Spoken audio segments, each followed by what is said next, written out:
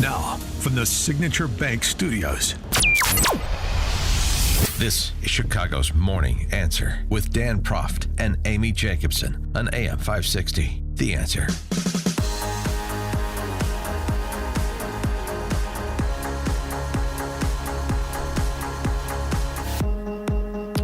Top of the morning, Dan and Amy. A couple of updates before we get to the case in chief, as it were. About a dozen Northwestern student protesters have begun setting up an encampment on Deering Meadow. Of course, you're not going to leave the Northwestern Marxists and Hamas sympathizers out of the fun. Are they going to let them stay there? I would suspect that Michael Schill will be no more courageous than any of the Ivy League presidents. So we'll monitor that. Trump responding to former Attorney General Bill Barr's sort of backhanded endorsement of him the other day on Cavuto's show that we played, that, you know, he's supporting Trump even though he didn't like some of his behavior, he liked his policies, and the real problem is the left. That's essentially what Barr said. Trump posting, wow, former AG Bill Barr, who let a lot of great people down by not investigating voter fraud in our country, has just endorsed me for president despite the fact I called him weak, slow-moving, lethargic, gutless, and lazy. Based on the fact that I greatly appreciate his wholehearted endorsement, I am removing the word lethargic from my statement. Thank you, Bill. So now he is but weak, slow-moving, gutless, and lazy, not lethargic. Take that word out. Well, one backhanded compliment deserves another, I suppose. It's just kind of fun. Yeah, look for some humor in these dire times. Speaking of the humorless, meet a different attorney general, this at the state level, she of Arizona, her name Chris Mays, announcing indictments against Trump team members for their alleged scheme with an alternate slate of electors in Arizona. A number of people like former Chief of Staff Mark Meadows, Rudy Giuliani, and it's believed that they'll be joined by Jenna Ellis, John Eastman, Christina Bobb, Boris Epstein, Michael Roman on the list of those indicted in this alleged scheme. Here's Arizona Attorney General Chris Mays making the announcement. To the efforts that the defendants and other unindicted co-conspirators allegedly took to undermine the will of Arizona's voters during the 2020 presidential election. Arizona's election was free and fair. The people of Arizona elected President Biden.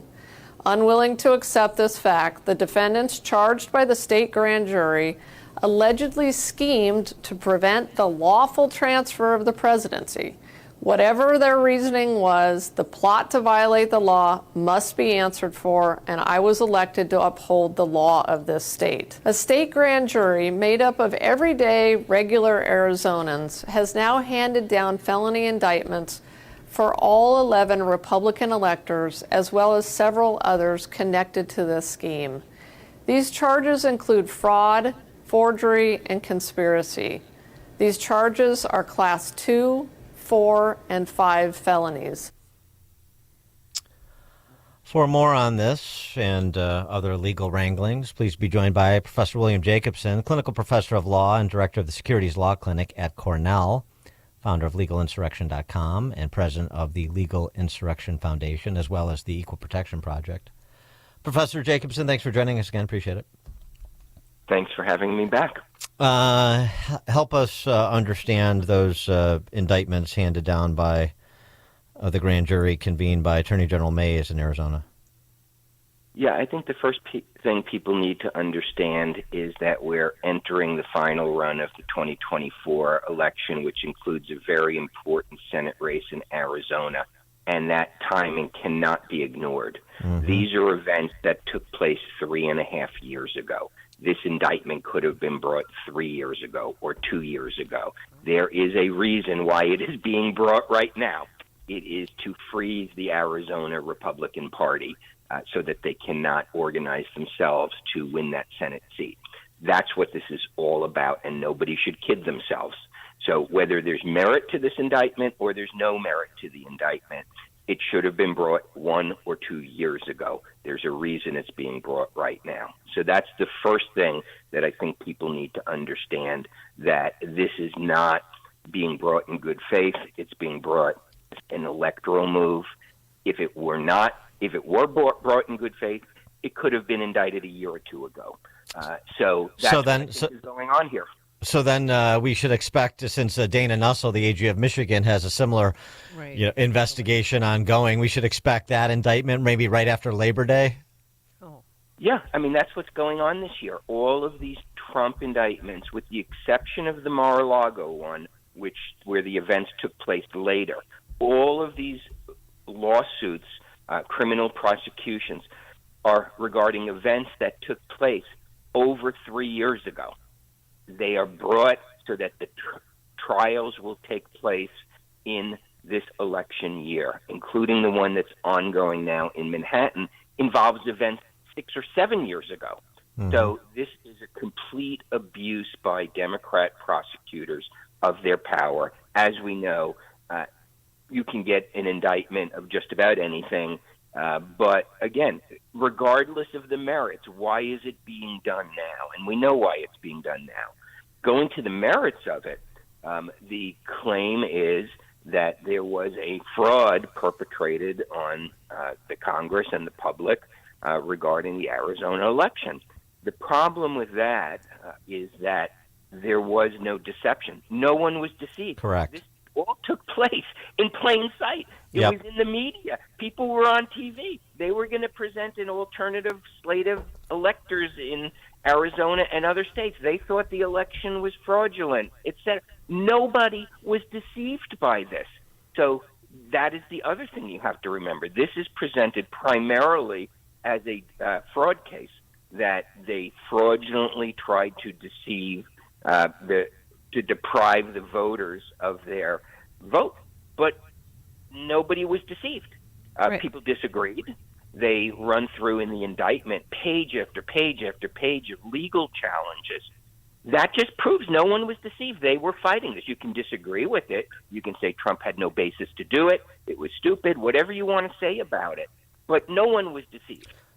Right. Well, I mean, this perfectly follows. There was no crime committed in Manhattan, but there was something, that seems illicit or scandalous that was done. And so we'll get to what the crime is. So, at some point, Arizona will get to maybe what the crime is. But for now, we'll just call it fraud, just like we're supposed to call it hush money. And since hush money sounds underhanded, even criminal, then we don't need any sort of underlying crime per state statutes. We'll just go with the politically salacious.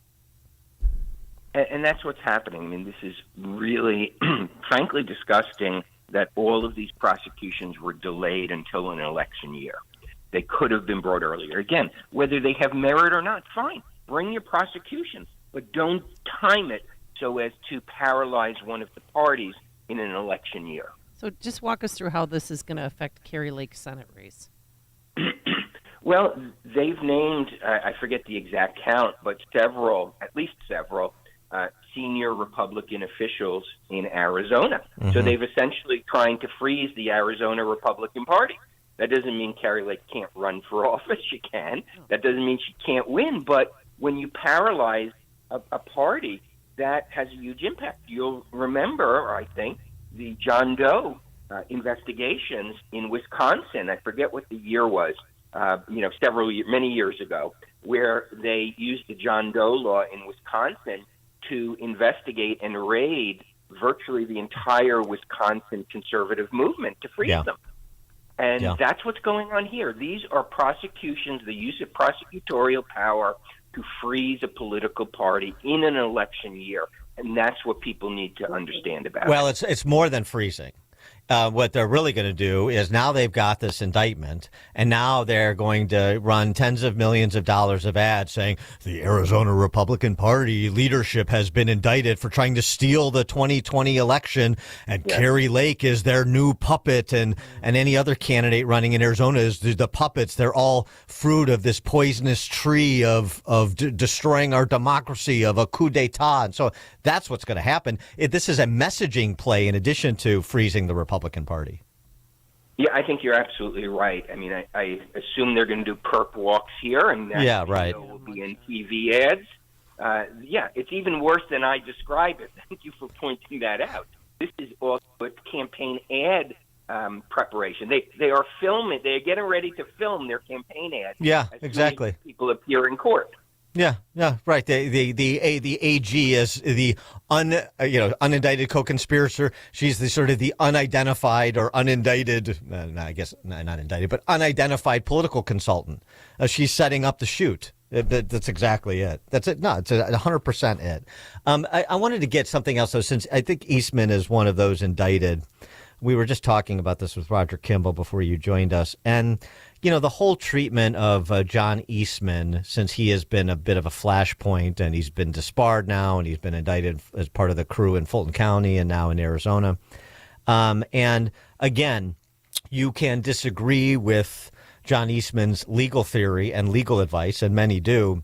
But, in your professional estimation, did he do something that was a disbarable offense or an indictable offense by providing this advice and counsel, even if it wasn't shared by other, similarly experienced attorneys?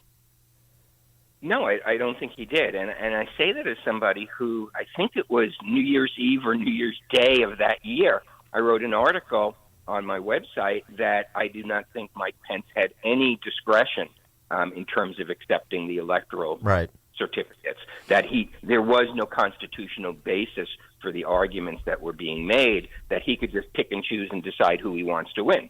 So I say that as somebody who disagreed with John Eastman at the time, on the record. But they have not only criminalized politics, they have now criminalized lawyering if you're a Republican lawyer. So people make aggressive arguments in court all the time. People make arguments for the extension of the law. I think Eastman's argument was wrong. I don't think it rose to such a frivolous level that you should lose your bar license over it. I mean, that's very rare. That's very unusual. There was no fraud perpetrated on a court. There was just a legal theory and a legal argument that the courts disagreed with. So this is really disgusting what is happening in the country through the use of not just prosecutors' office, but now bar authorities. There is a group, I think they're called the 65 group or something like that, which is going around the country trying to get Republican lawyers disbarred. They have weaponized not just the Democrat prosecutorial offices, they are now weaponizing bar counsel, and they're now weaponizing the disciplinary process. And they have said explicitly, they advertise it, they want to make Republican lawyers toxic in their communities. So people need to wake up. What's going on in this country is really totalitarian, and it is an attempt to not enforce the rule of law, but to destroy the rule of law and to prevent Republicans from ever mounting an election challenge again. What Republican lawyer, if there is an alleged fraud in the next election, is going to dare to raise legal arguments against it, knowing that John Eastman has now been disbarred for that? Speaking of cheerleading totalitarianism, I did want to get your comment on what is going on college campuses, Columbia, Yale, and the Ivy League again, as well as NYU and Berkeley, and as I mentioned at the outset, now apparently Northwestern and many others. And of course, the response is very different in places like Texas as compared to places like New York. Speaker Mike Johnson was at Columbia yesterday with a contingent of House Republicans, and he said, number one, the Columbia University president should resign. Number two, if the university doesn't take more substantial action to protect Jewish students, then he is calling on President Biden to scramble the National Guard. What's your reaction to all of that? Yeah, well, I think people need to understand there is a radical element on the campuses that is in cahoots with the Islamists. It is no coincidence that the Grand Ayatollah, the Supreme Ayatollah in Iran, on Twitter issued statements supporting the protesters. Hamas did the same thing, and so did Palestinian Islamic Jihad terror group. So the terror groups are loving this. They are gaining strength from it. And what makes it different this time is that Islamist element. You have the extreme left, what I would refer to as the Khmer Rouge left, who want to tear down our society and start at year zero again, combined with the extreme Islamists who want to take us back to the 8th century. So this is not like the anti-war protests in the 60s. This is not even like the Black Lives Matter protests. This is a combination of extreme deconstructionist, so-called decolonization left with the religious, repressive Islamist terror groups. And we've not seen anything like this. And people need to wake up. What is wrong on our campuses that this is what's happening? And people need to understand that the campuses are the source of this problem. Professor William Jacobson, clinical professor of law and director of the Securities Law Clinic at Cornell, founder of LegalInsurrection.com and president of the Legal Insurrection Foundation, as well as the Equal Protection Project. Professor Jacobson, thank you, as always, for your insights. Appreciate it. Great. Take care. And he joined us on our turnkey.pro answer line. The stories you need to know to start your day. This is Chicago's Morning Answer on AM 560. The Answer. Relief Factor, pain relief that's natural, pain relief that works, and pain relief that attacks the source of the pain. That's the experience of tens of thousands of Americans who are taking Relief Factor right now. See their incredible video endorsements at relieffactor.com and then order your 3-week quick starter pack for just $19.95. That's less than $1 a day. Find out if it can work for you like it works for me by ordering your 3-week quick starter pack today. Relieffactor.com, relieffactor.com. Be the next success story. Hey, pet parents. With Progressive's collision coverage, you get extra protection for your cat or dog, because there's nothing worse than seeing your pet hurt. Like when you see their face after accidentally stepping on their tail, and you say, "I'm so sorry, Mr. Pickles." But as you kiss his nose and rub his little belly welly, you know Mr. Pickles is thinking,